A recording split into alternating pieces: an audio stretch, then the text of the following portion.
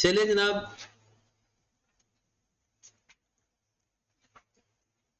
बिस्मिल्लाह करते हैं।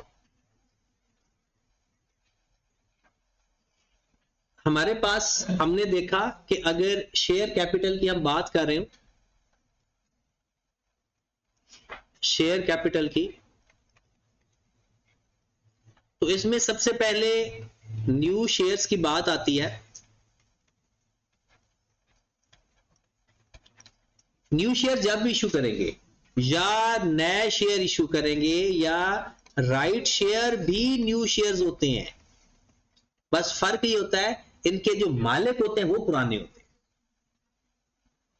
New share के मालिक भी नए और राइट शेयर्स के शेयर नए होते हैं लेकिन मालिक पुराने होते हैं।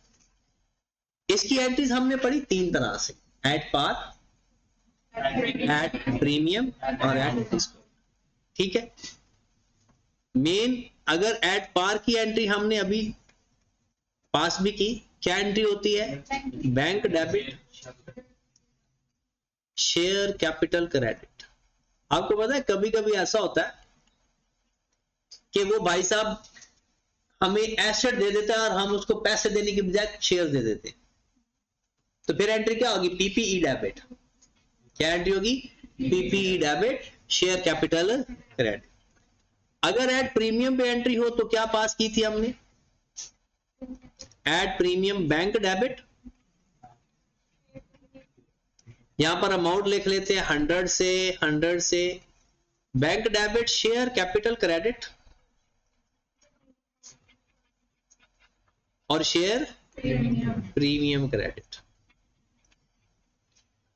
फिर ये 140 रुपया होगा तो ये 100 होगा और ये 40 होगा। फिर अगर एट डिस्काउंट पे होगी तो क्या करेंगे?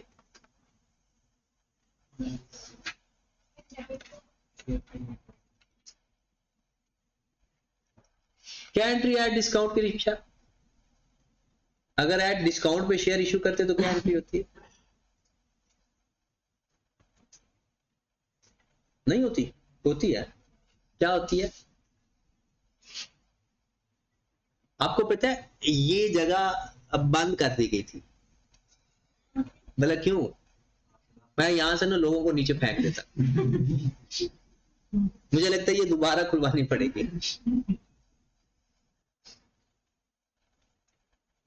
एट डिस्काउंट की एंट्री क्या होती है?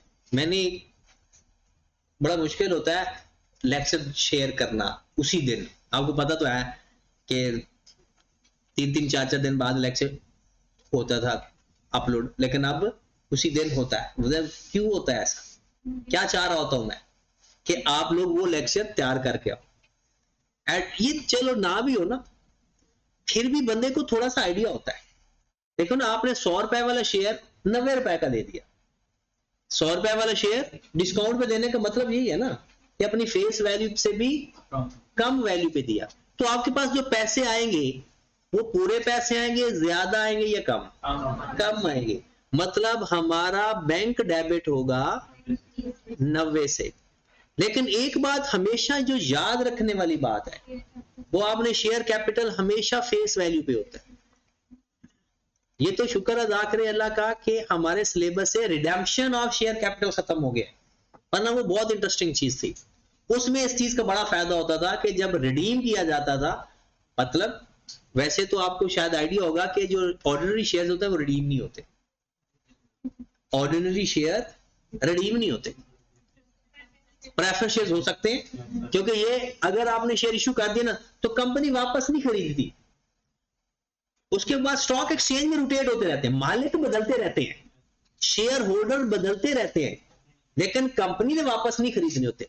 लेकिन एक ऑप्शन होती है, लॉ के अंदर एक ऑप्शन है रिडेम्पशन, कि ऑर्डनरी शेयर रिडीम किस किस सूरत में कर सकते हैं। जैसे सपोज दैट एक ऐसा बंदे ने शेयर खरीद लिए जिससे आपको लगता है कि कंपनी की गुडविल खराब हो जाएगी, तो कंपनी कुछ प्रोविजन देती है कि भाई अगर उसके यानी कंपनी के शेयर नहीं कोई खरीद रहा या वो बंदा खुद नहीं बेचना चाह रहा और कंपनी की सर्वाइवल की खातिर आप उससे वापस ले सकते हो, तो उसकी एंट्रीज अब हमारे सिलेबस में नहीं है। तो इसमें क्योंकि हमें नुकसान हुआ तो हम शेयर प्रीमियम से कवर कर लेंगे, शेयर प्रीमियम डेबिट, या अगर शेयर प्रीमियम पड़ा होगा तो शेयर प्रीमियम डेबिट करेंगे, नहीं पड़ा होगा तो रिटेन अर्निंग डेबिट करेंगे। ठीक होगी बात। ये तो था कि अगर हम शेयर इशू करते। अच्छा, एक और एंट्री पास होगी आपकी बुक के अंदर, वो एंट्री शुरू में गलत लिखी हुई है, बाद में सही लिखी हुई है। ठीक है, मतलब उसने एंट्री जो आपकी बुक में दी हुई है, तो कुछ लोग बुक पढ़ने के बड़े आदी होते हैं, वो मेरी बात तो सुनते ही नहीं है, वो बुक से ही, बुक को ही फॉलो करते हैं। तो फिर बुक से भी जो कुछ चीजें जो फिर आप ना बुक साथ लेकर आया करें तो उसको ठीक भी कर लिया करें। वो है इशुएंस कॉस्ट की एंट्री। इशुएंस कॉस्ट का मतलब क्या है? शेयर इशू करने की कॉस्ट। शेयर इशू करने की, तो जाहिर सी बात है शेयर इशू करने की कॉस्ट है, तो अगर पहले आपका शेयर प्रीमियम पड़ा है तो शेयर प्रीमियम से इशू करने की कॉस्ट आ जाएगी। शेयर एक्सपेंस है ना हमारा, शेयर प्रीमियम डेबिट। और अगर शेयर प्रीमियम नहीं है, अगर शेयर प्रीमियम नहीं है, फिर रिटेन अर्निंग टू बैंक या कैश। बैंक भी कर सकते हो, एक्रूड भी कर सकते हो। एक्रूड का मतलब तो पता है ना, अगर अभी तक पे, गलती पहले कौन सी है, पेपर में ये एंट्री आपकी बुक में एक जगह एंट्री पास की हुई है, share premium to share capital. वहां पर शेयर कैपिटल को क्रेडिट किया हुआ, बैंक क्रेडिट होने की बजाय उसने किसको क्रेडिट किया हुआ है? शेयर कैपिटल को। तो बैंक क्रेडिट होगा, शेयर कैपिटल क्रेडिट नहीं होगा। ओके होगी बात यहां तक? चलिए नेक्स्ट आ जाए। इशुएंस कॉस्ट की एंट्री ओके है। अगर ये आपको ना एंट्रीज का फायदा तो बाद में नजर आएगा, अभी हम चलते हैं इशुएंस कॉस्ट के बाद। राइट शेयर्स हो गया, बोनस शेयर्स की एंट्रीज दोबारा एक दफा मैं पास करवा देता हूं। बोनस शेयर्स की दो एंट्रीज होती हैं, एक डिविडेंड का केस और एक अदर देन डिविडेंड।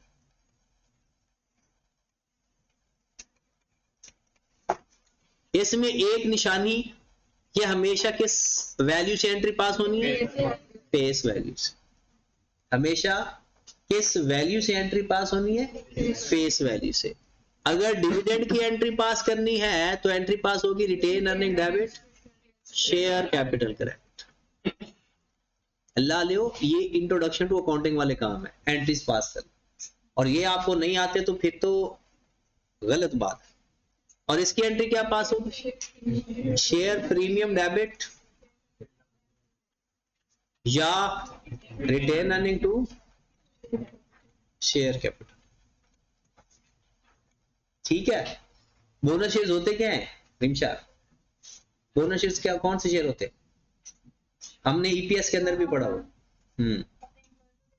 नहीं होते क्या है, देते तो हैं, ठीक है, एम्प्लॉय को देते हैं और डिविडेंड के तौर पर भी दे देते हैं। मेन क्या डेफिनेशन इसकी?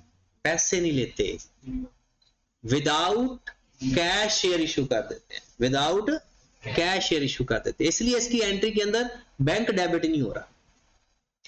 उसके बाद डिविडेंड आ जाता है जी हमारा।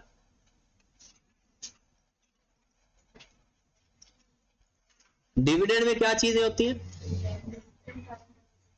इंटायर, छोड़ो इसको, सिंपल अमाउंट, क्योंकि एंट्री तो सबकी एक जैसी होती है। या तो अगर हम पहले एंट्री पास कर सकते हैं retain earning debit, dividend payable, और फिर जब पे कर देंगे तो क्या एंट्री पास कर देंगे? डिविडेंड पेएबल, फिर लायबिलिटी खत्म कर देंगे और बैंक, या फिर अगर कुछ नहीं बताया हुआ तो एक ही एंट्री पास कर देंगे, रिटेन अर्निंग टू। लेकिन अगर आपने डिविडेंड जो दिया है वो in form of bonus share दिया है, तो फिर एंट्री क्या पास होगी? Retain earning to share capital. अगर आपने कैश नहीं दिया बल्कि शेयर्स दे दिए हैं तो फिर रिटेन अर्निंग डेबिट होगा, शेयर कैपिटल क्रेडिट होगा। और ये भी हमेशा किस वैल्यू पे होता है? फेस वैल्यू पे, क्योंकि बोनस शेयर्स है। चलें जी, यहां तक एंट्रीज ओके हैं। अब कुछ ऐसी एंट्रीज पास करने जा रहे हैं जो रूटीन से हटके हैं, बल्कि आपको तो आती हैं। हमारे पास ना कभी कभी कंपनी ऐसा करती है कि अपने रिजर्व क्रिएट करती है। क्या क्रिएट करती है? रिजर्व का मतलब पता है? मतलब पैसे साइड पे कर देना, अपना प्रॉफिट साइड पे लिख लेना, उसे रिजर्व कहते हैं। दो तरह के रिजर्व होते हैं, एक होता है कैपिटल रिजर्व,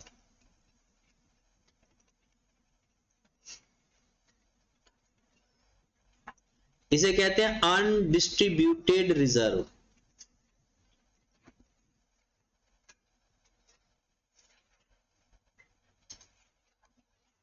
कोशिश मैं करूंगा कि स्लो स्लो लिखूं ताकि आप लिखने के साथ साथ समझ भी सके।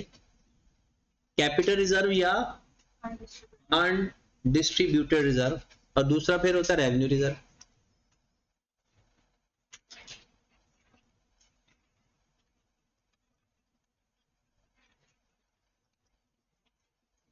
यहां तक पहुंचे सारे? रिजर्व क्या होते हैं? कंपनी के महफूज किए हुए पैसे, ऐसे तो नहीं होते, ये प्रॉफिट का हिस्सा होता है। कैपिटल रिजर्व और रेवेन्यू रिजर्व। कैपिटल रिजर्व क्या होता है नूर फातिमा?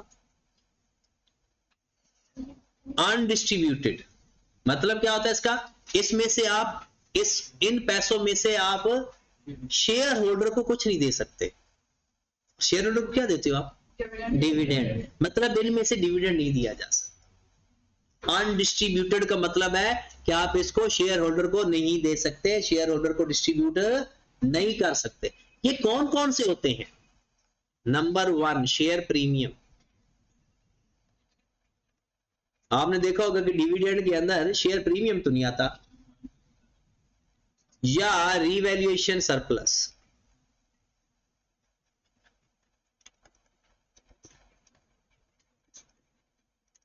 ये कैपिटल रिजर्व है और ये डिस्ट्रीब्यूटर नहीं होते। ये ना हो कि जी वो कहे अच्छा इतना सरप्लस पड़ा हुआ है रिवैल्यूएशन का, उसमें से हमें पैसे दे दो। नहीं, ना शेयर प्रीमियम से दे सकते हैं ना रियल सरप्लस।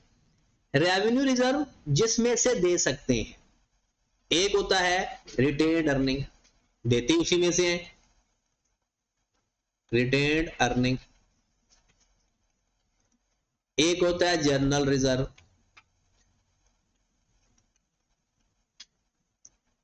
जनरल रिजर्व का मतलब क्या होता है भला? जनरल रिजर्व का मतलब होता है कि हर साल प्रॉफिट में से कुछ पैसे साइड पे रख लेना, हर साल प्रॉफिट में से कुछ पैसे साइड पे रख लेना दुख सुख के लिए, ताकि कंपनी पर कोई मुसीबत ना आ जाए, कोई ऐसे मसाइल ना आ जाए कि हमें कोई मसला आ जाए। एक होता है dividend equalisation, dividend equalisation reserve. Fatima को पता होगा क्या होता है ये डिविडेंड इक्वलाइजेशन रिजर्व? नहीं पता? पता है बस बताना नहीं चाह रहे, नहीं पता, याद नहीं आ रहा। डिविडेंड इक्वलाइजेशन रिजर्व लिख लिया सबने? डिविडेंड इक्वलाइजेशन रिजर्व ये होता है कि कंपनी जो थोड़ी सी कॉन्शियस कंपनी होती है वो कहती है कि हमारे डिविडेंड जो हम डिस्ट्रीब्यूट करते हैं उसमें ना ज्यादा अप डाउन ना आए। उसके लिए क्या करते हैं कि जब कभी अगर कंपनी को प्रॉफिट कम आए फिर भी हम शेयर होल्डर को उतना ही डिविडेंड दें, वो एक रिजर्व क्रिएट करना शुरू कर देते हैं कि जब कभी उन्हें लगे ना कि डिविडेंड 7 रुपए बन रहा है सबका, वो 5-5 रुपए दे देंगे, 2-2 रुपए रिजर्व के तौर पर रख लेंगे कि जब कभी 4 रुपए बनेगा तो फिर भी हम 5 रुपए दे देंगे। बात हमें लगी? तो वो प्रॉफिट में से कुछ पैसे बचा के रख लेते हैं ताकि हम डिविडेंड को ना स्टेबल रख सके, कि जब कभी अप एंड डाउन आए, अप आएगा तो पैसे रिजर्व कर लेंगे, डाउन आएगा तो उसी को इस्तेमाल कर लेंगे। तो इसे बोलते हैं डिविडेंड इक्वलाइजेशन रिजर्व, ताकि डिविडेंड जो पे कर रहे हैं वो स्टेबल हो, कि ऐसा ना हो कि कभी हम 7 रुपए दे रहे हैं कभी 2 रुपए दे रहे हैं, वो शेयर होल्डर का भी दिल खट्टा खट्टा हो जाएगा। तो इसलिए क्या किया जाता है कि डिविडेंड को स्टेबल रखने के लिए जब ज्यादा डिविडेंड बन रहा हो तो वो थोड़ा कम ही देते हैं, ताकि जब कम बने तो वो उस रिजर्व में से पैसे पूरे करके उनको उतना ही डिविडेंड दे दिया जाए। तो उधर डिविडेंड इक्वलाइजेशन रिजर्व। रिजर्व की टाइप समझ लग गई? एक हमारे पास शेयर प्रीमियम होता है, एक हमारे पास रिवैल्यूएशन सरप्लस होता है, दूसरा रेवेन्यू रिजर्व में रिटेन अर्निंग होता है, जर्नल रिजर्व होता है और dividend equalisation reserve. Got it. अब आए इसकी एंट्रीज पे। कोई बात पूछनी है तो पूछ ले, किसी ने भी पूछनी है, नहीं पूछनी फिर बाद में जरा मुझसे पूछने आना, अभी पूछ लो जो पूछना है। समझ लगी सारा जी।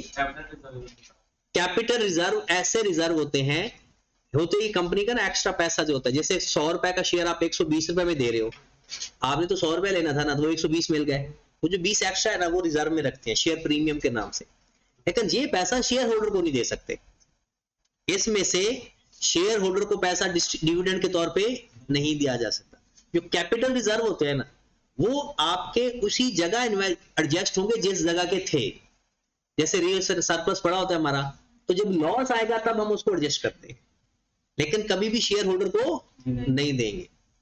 तो जो रेवेन्यू रिजर्व है ना वो इधर उधर हम पैसे लगा सकते हैं, क्योंकि जो जनरल रिजर्व होते हैं ये वैसे दुख सुख के लिए रखे होते हैं कि जब कंपनी को मसला आए तो वो उधर पैसे खर्च कर सकते हैं। लेकिन ये पैसे शेयर प्रीमियम कहां एडजस्ट हो सकता है, जब कोई शेयर की ट्रांजैक्शन होगी उसी में शेयर प्रीमियम डेबिट होगा, वरना अलग से किसी को या किसी मकसद के लिए इस्तेमाल नहीं कर सकते।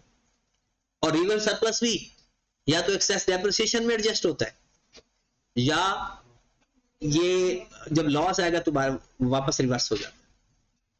चले जनाब आ जाए फिर इसकी एंट्रीज की तरफ चलते हैं। एक्सेस डेप्रिसिएशन की, अच्छा पहले एक्सेस डेप्रिसिएशन की एंट्री से पहले ना मैं आपको मैक्सिमम कॉलम आपको लिखवा देता हूं जो इसके हैं statement of change in equity, तो फिर एंट्रीज पास करते हुए आपका दिमाग तरोताजा रहेगा। लिखो जरा। Number 1 share capital,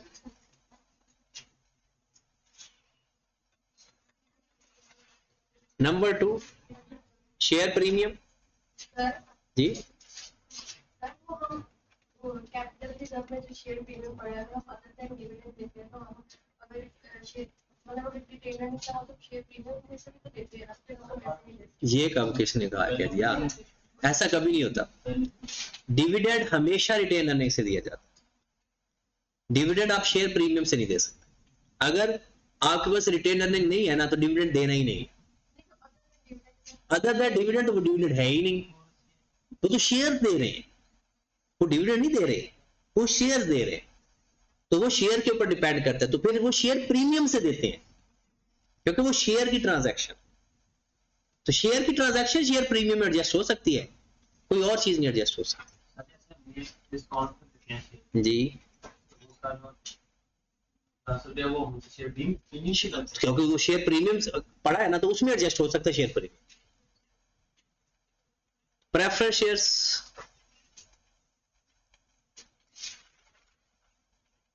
irredeemable,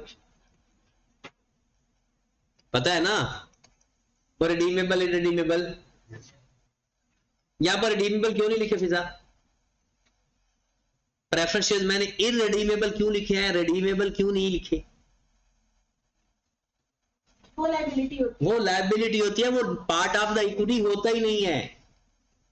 redeemable preference shares is a part of non current liability और irredeemable preference shares is the part of equity। तो हम क्या पढ़ रहे हैं, statement of changes in equity. ये बात आपको पता है ना, नहीं भी पता तो वैसे मैंने बतानी है, वो परेशान ना हो। अभी तो मैं सिर्फ ये लिख रहा हूं कि आपको अब एंट्रीज की समय लगना शुरू हो जाएगी। नंबर 4 रिटेन्ड अर्निंग,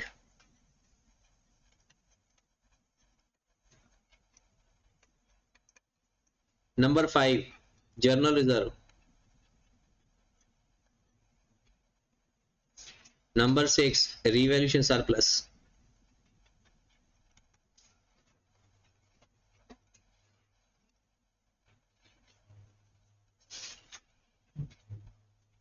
ये कॉलम है मेन आपकी statement of change in equity. आपकी एंट्री में ना इसमें से कोई भी कॉलम आ जाए क्रेडिट हो जाए, कोई भी इसमें से कॉलम क्रेडिट हो जाए तो प्लस हो जाएगा, डेबिट हो जाए तो माइनस हो जाएगा, क्योंकि इक्विटी है। इसमें से कोई भी कॉलम क्रेडिट हो जाए तो प्लस, डेबिट हो जाए तो माइनस। ठीक है, ये 6 कॉलम है, या अगर कोई बाद में बनता हो तो बना लेंगे। ठीक है ना, मेरे ख्याल में तो यही होते हैं, लेकिन अगर इन केस बाद में कोई बन गया तो हम बना लेंगे। पहले एक रिडम्पशन का भी होता था, अब वो हमारे सिलेबस में नहीं है। अब आते हैं जरा एंट्रीज पास करते हैं कुछ। मैं आपको प्रेफरेंस शेयर्स के बारे में बता दूं, फिर आगे चलते हैं।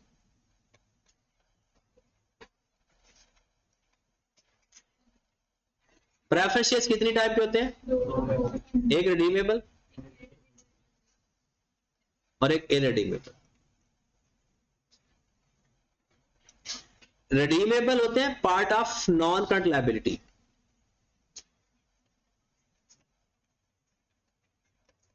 Part of non current liability.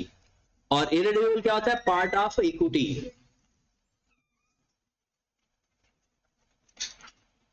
Redeemable होता है part of non current liability और इरिडीमेबल होते हैं part of equity.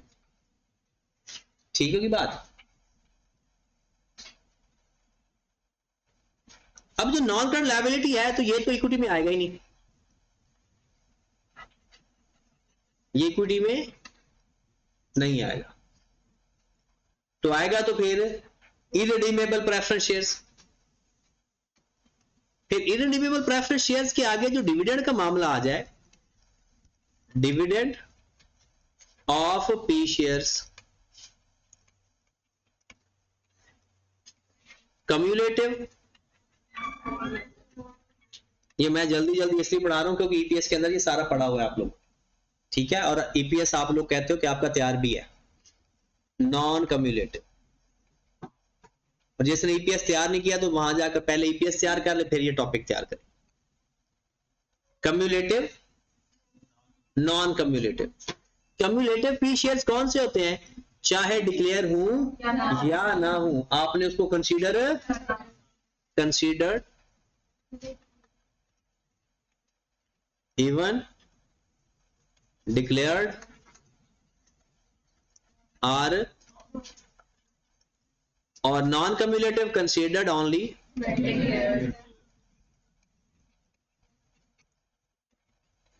when declared, considered only when declared। अच्छा, दो तरह के स्टूडेंट होते हैं। एक स्टूडेंट होते हैं कि जिनका दिमाग चलता है और हाथ भी चलता है साथ साथ। कुछ लोगों का हाथ तो बहुत तेज स्पीड से चल रहा होता है, दिमाग बंद होता है, तो फिर उनके लिए ये मैसेज होता है कि वो ना लिखने की बजाय सुन लिया करें और किसी और का लिखा हुआ स्क्रीनशॉट लेके बाद में खुद नोट कर लिया करें, ताकि उन्हें समझ लग जाए। ये आपको अपनी नेचर का बेहतर पता होगा कि अगर आपको लिखते हुए समझ भी आ रही होती है तो फिर तो बहुत अच्छी बात है, ये गॉड गिफ्टेड चीजें होती हैं। और अगर नहीं समझ लगती आपको लिखते हुए, कि आपको ये लगता है कि मैं लिख लूं एक दफा, बाद में घर जाकर सीख लूंगा या दोबारा रिकॉर्डिंग सुन लूंगा, तो उससे उनके लिए बेहतर है कि ये लिखा हुआ है सारा आपकी बुक्स के अंदर टोटली, फिर आप समझ लिया करो कि उसका मतलब क्या। जिस तरह से आपको फिजिबल लगे वो काम कर लिया। चलिए जी, एंट्री। अच्छा, इसकी जो एंट्रीज हैं वो सारी एज इट इज वैसी हैं जैसे ऑर्डिनरी शेयर्स की होती है। प्रेफरेंस शेयर्स इरिडीमेबल है इक्विटी, बिल्कुल वही एंट्रीज है, इंटरेस्ट के तौर पर रहता है। चले जी, बिस्मिल्लाह करते हैं। फिर एक्सेस डेप्रिसिएशन की एंट्री किसी को आती है? एक्सेस डेप्रिसिएशन की entry, revaluation surplus debit, retain earning. मुझे बताओ ये एंट्री इक्विटी को कुछ कहेगी? इसकी डेबिट साइड या क्रेडिट साइड? मैंने आपको इक्विटी के अभी 6 एलिमेंट लिखवाए हैं, लिखे थे अभी 6 थे, 7 थे क्या? उन 6 में से ये 2 हैं। इसका मतलब है सरप्लस के कॉलम में माइनस, रिटेन अर्निंग के कॉलम में ऐड हो रहा है। डेबिट होगा तो माइनस, क्रेडिट होगा तो प्लस, क्योंकि इक्विटी आई। ठीक है। नेक्स्ट अगली एंट्री, डिस्पोजल ऑफ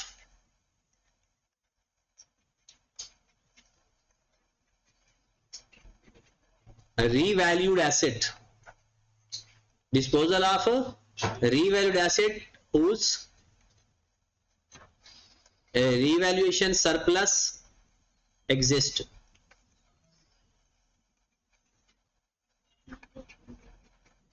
हाँ सर, क्या एंट्री पास होगी? डिस्पोजल ऑफ रीवैल्यूड एसेट एक तो डिस्क्लोजर की अपनी एंट्री होगी, cash debit, accumulated depreciation debit, PPE credit, वो डिस्क्लोजर की नॉर्मल एंट्री होगी। एक एंट्री होगी उसका जितना सरप्लस पड़ा हुआ है वो खत्म होगा, revaluation surplus debit retained earning credit, मतलब जितना सरप्लस पड़ा है वो सारे का सारा उसी वक्त रियलाइज हो जाएगा। जब तक इस्तेमाल हो रहा है ओवर द लाइफ, लेकिन अगर वो बेच दो तो वो जो आप एक्सेस एक्सेप्शन की एंट्री नहीं पास करते फिर सारी अमाउंट से एंट्री पास कर देंगे, मतलब तब वो पूरा रियलाइज हो गया। रियलाइज होने का मतलब पता है, मतलब पहले हमें प्रूडेंस कॉन्सेप्ट कहता है कि इनकम को ओवरशेड नहीं करना, जो हमें सरप्लस आया है वो पैसे मिले नहीं है, सिर्फ किताबों में सरप्लस आया, तो कहता है जैसे जैसे उसकी लाइफ गुजरती जाएगी वैसे वैसे उसका सरप्लस रिटेन अर्निंग में लिखते जाओ। लेकिन वो एसिड अगर बेच दो तो फिर जितना सरप्लस रह गया उसका सारे का सारा सरप्लस डेबिट खत्म करो और रिटेन अर्निंग में ट्रांसफर करो। फिर एक एंट्री होती है ट्रांसफर,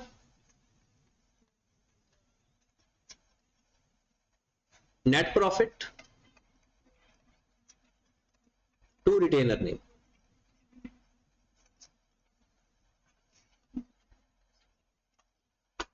तो नेट प्रॉफिट आपके रिटेन अर्निंग में प्लस होगा माइनस, तो net profit debit retain earning credit.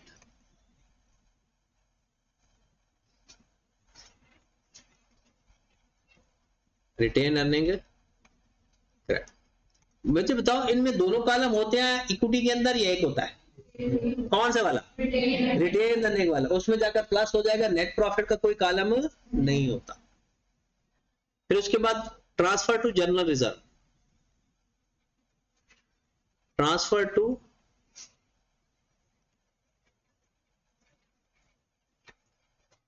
याद रखे जनरल रिजर्व में ट्रांसफर कहां से होता है, रिटेन अर्निंग में से, मतलब रिटेन अर्निंग में से कुछ पैसे जनरल रिजर्व में या इक्वलाइजेशन डिविडेंड में ट्रांसफर किए जाते हैं, तो एंट्री क्या होगी, रिटेन अर्निंग डेबिट हो जाएगा क्योंकि उसमें से पैसे निकाल लिए, जनरल रिजर्व क्रेडिट हो जाएगा।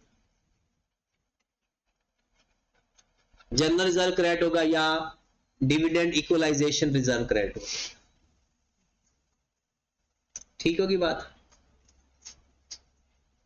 अभी अगर मैंने फॉर्मेट ना लिखना होता तो पहले मैं सारी एंट्रीज आपको इकट्ठी लिखवाता, नया शेयर इशू होने की, बोनस शेयर की, डिविडेंड की, और ये सारी एंट्रीज यही हैं, एंट्रीज हमारी खत्म हो गई। और ये मेरे नहीं ख्याल कि इसमें कोई बहुत याद रखने वाली कोई एंट्री है, ये तो सारी पुरानी एंट्रीज है।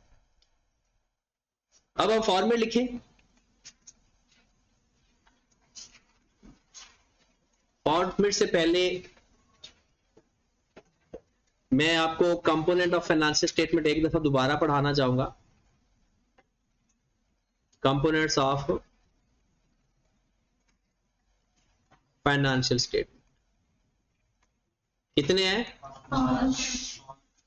अब 7 हो गए, बड़े हो गए ना, 7 हो गए।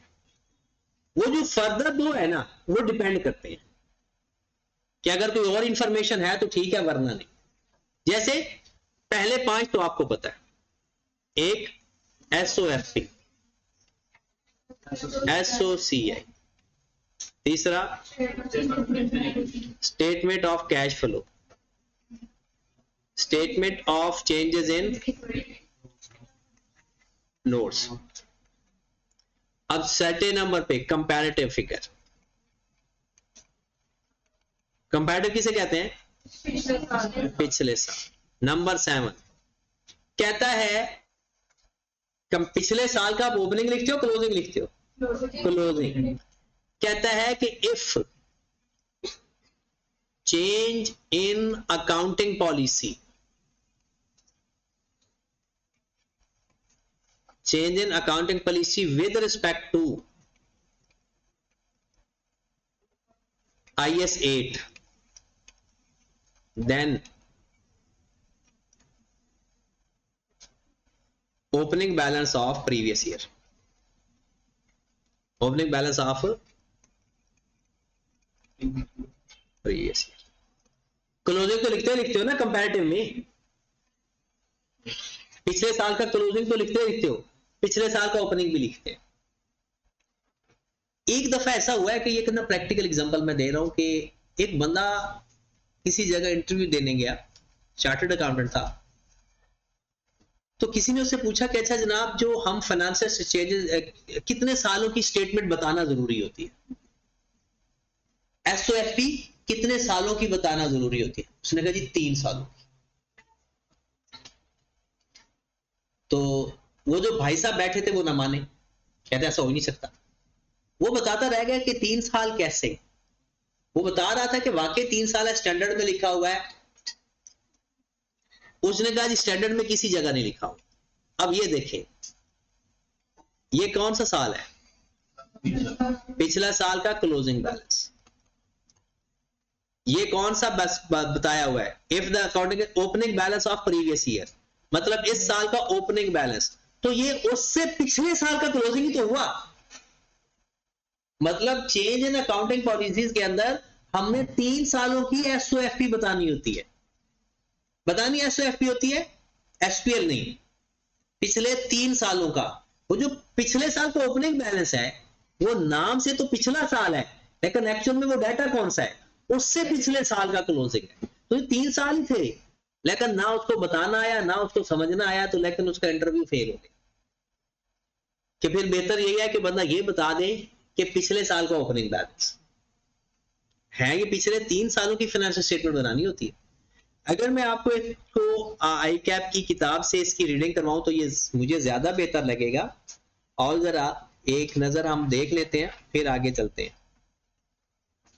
ये देखिए जनाब, कंपोनेंट ऑफ फाइनेंशियल स्टेटमेंट। कहता है कंप्लीट सेट में क्या आता है? Statement of financial position, SPL and OCI. हो गया एसओसीआई पूरा। एसपीएल और ओसीआई दोनों प्लस करो तो क्या बनता है? एसओसीआई। फिर statement of change in cash flow notes. कहता है नोट्स के अंदर आपने क्या क्या लिखना है? अकाउंटिंग पॉलिसीज लिखना है और अदर एक्सप्लेनेटरी इंफॉर्मेशन। जैसे मैंने कहता नोट दे दिया करो कि हमने ये अज्यूम किया है, ये तो आपको पहले पता है इन पांचों का। छठा, comparative information in respect of the proceeding.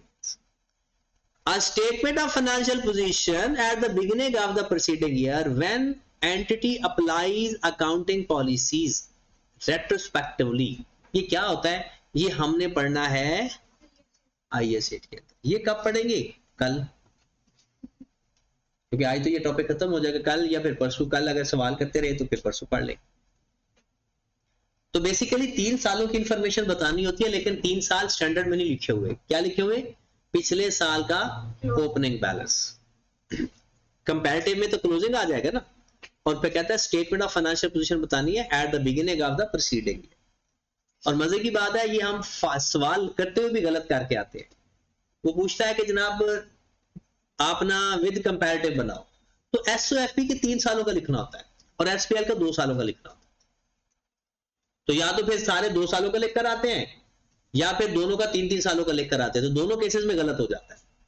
तो यहां पर अगर आप गौर फरमाएं तो उसने क्लियर लिखा हुआ है statement of financial position at the beginning of the preceding year. उसने एसपीएल के बारे में नहीं लिखा हो। चलो ये मेन तो आपको समझ तब भी लगेगी जब हम इसके सवाल करेंगे। फॉर्मेट लिख लें, जिस फॉर्मेट के ऊपर हमने नेक्स्ट क्लास में क्वेश्चन करना है। और आपने ऐसा करना है कि नेक्स्ट क्लास से पहले पहले आपके पास थोड़ा सा टाइम तो होना है, मुझे पता लगा है।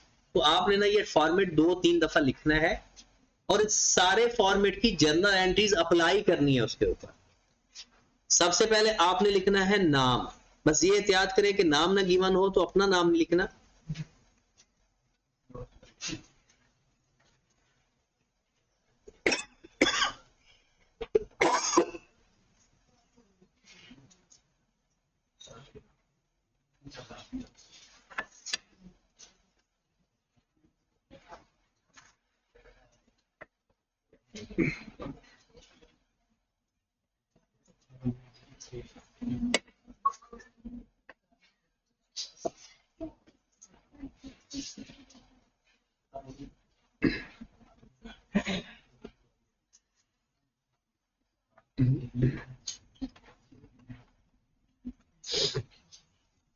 Statement of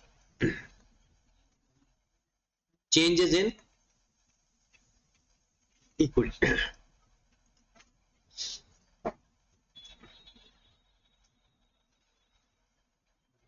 for the year ended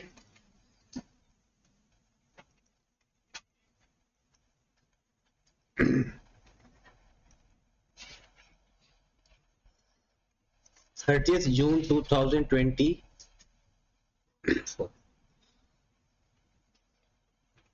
अच्छा, अगर सवाल के अंदर वो कह दे कंपैरेटिव नहीं बनानी तो फिर तो नहीं बनाएंगे, या कंपैरेटिव की इंफॉर्मेशन ही ना गिवन हो तो दो सूरतों में कंपैरेटिव नहीं बनाते।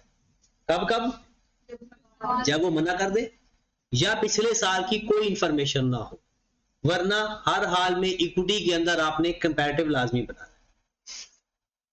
कंपैरेटिव किन दो सूरतों में नहीं बनाते? जब वो सवाल के अंदर मना कर दे कंपैरेटिव इज नॉट रिक्वायर्ड, या इंफॉर्मेशन ही ना हो, फिर वरना लाजमी बना ली। कौन से कॉलम आएंगे मेरे भाई? एक आएगा share capital,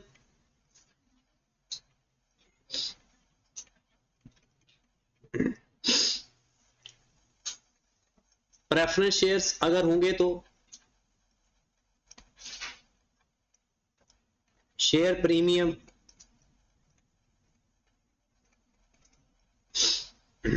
general reserve,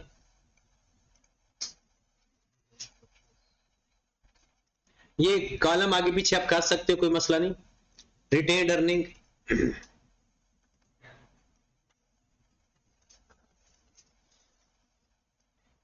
revaluation surplus,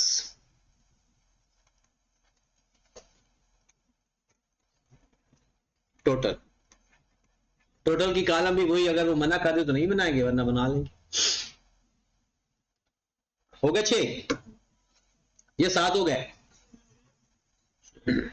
column तो 7 है ना, टोटल का भी तो कॉलम है ना। सबसे पहले हम लिखेंगे ओपनिंग बैलेंस।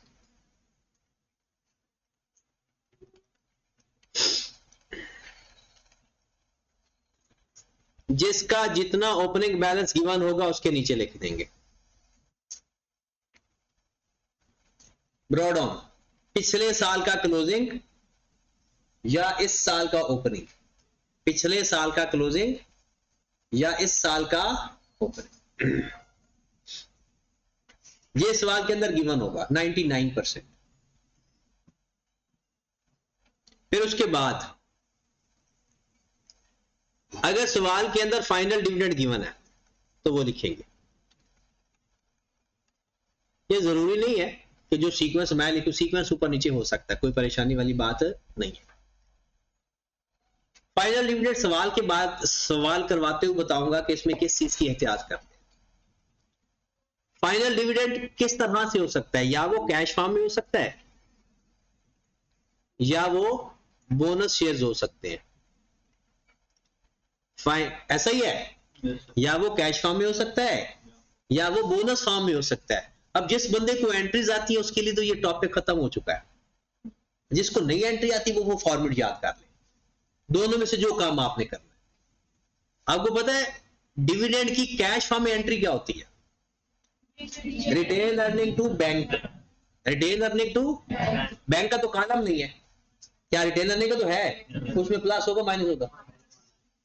एंट्री क्या पास कर रहे हो? रिटेन अर्निंग टू बैंक, तो रिटेन अर्निंग डेबिट हो रहा है, माइनस होगा। कैसे पता चला? ये इक्विटी बना रहे हैं और इक्विटी क्रेडिट होती है तो बढ़ती है, डेबिट होती है तो इस कॉलम में कोई भी चीज आपकी एंट्री में डेबिट हो रही हो माइनस कर दो, उसमें से क्रेडिट हो रही है प्लस कर दो।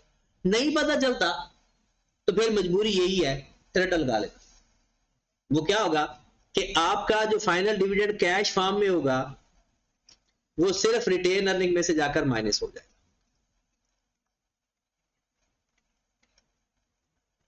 एंट्री क्या पास की? रिटेन अर्निंग टू बैंक, तो रिटेन अर्निंग से माइनस हो गया, बैंक से भी माइनस होना चाहिए लेकिन बैंक का कॉलम इधर नहीं है। बोनस शेयर की एंट्री क्या होती है? Retain earning to share capital या share premium to share capital, लेकिन ये तो डिविडेंड है, डिविडेंड की एक ही एंट्री है, retain earning to share capital. Share capital credit हो रहा है और रिटेन अर्निंग डेबिट हो रहा है।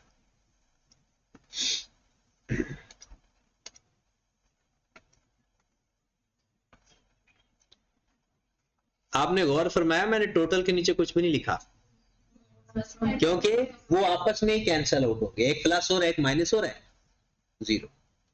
एंट्री क्या पास होती है? Retain earning, debit, share capital. अच्छा, इंटरिम डिविडेंड की भी एंट्रीज यही है, इंटरिम डिविडेंड की भी एंट्रीज सेम है, चाहे फाइनल डिविडेंड हो या इंटरिम डिविडेंड हो, न्यू शेयर या राइट शेयर्स, न्यू या राइट शेयर्स। वही बात, शेयर कैपिटल ने तो क्रेडिट ही होना है, अगर शेयर प्रीमियम पे है तो शेयर प्रीमियम, और अगर डिस्काउंट पे है तो माइनस। एंट्री क्या पास होती है? Bank debit, share capital credit, share premium credit. और अगर प्रीमियम पे नहीं है, एट पार पे है, तो सिर्फ शेयर कैपिटल। डिस्काउंट पे है तो शेयर प्रीमियम में से, उसके बाद bonus shares, share premium debit, share capital credit.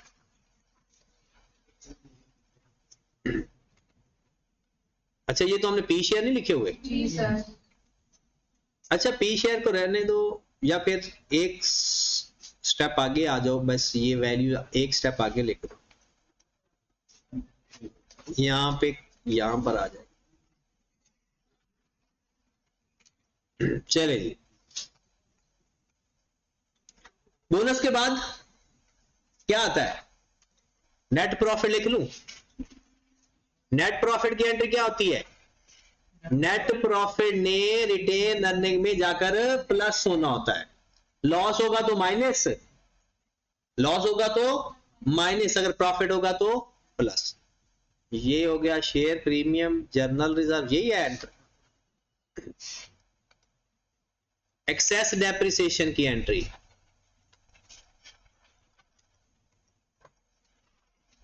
Retain earning में ऐड, सरप्लस में से माइनस। फिर सरप्लस फॉर द ईयर हो तो क्या होगा? Surplus for the year,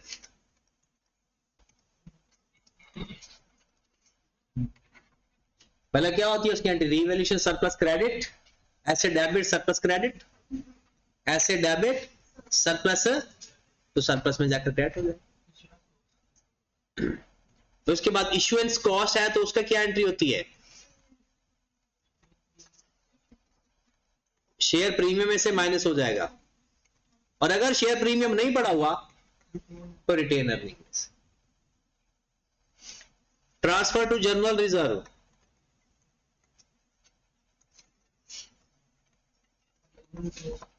general reserve में प्लस हो जाएगा और रिटेन अर्निंग में से माइनस हो जाएगा।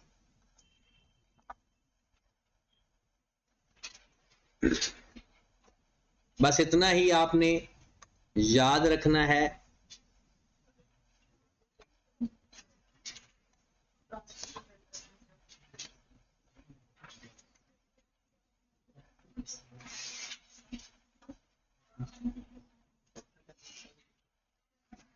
लो मेरे भाई, बाकी चीजें अगर कोई मसला करें तो वो हम सिर्फ एंट्री पास करके चेक कर लेंगे।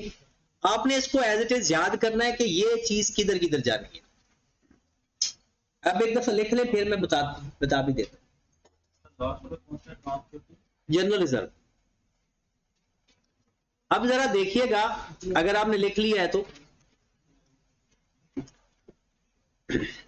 ये तो ब्रॉड ऑन है ना, इसमें तो कोई इशू नहीं है।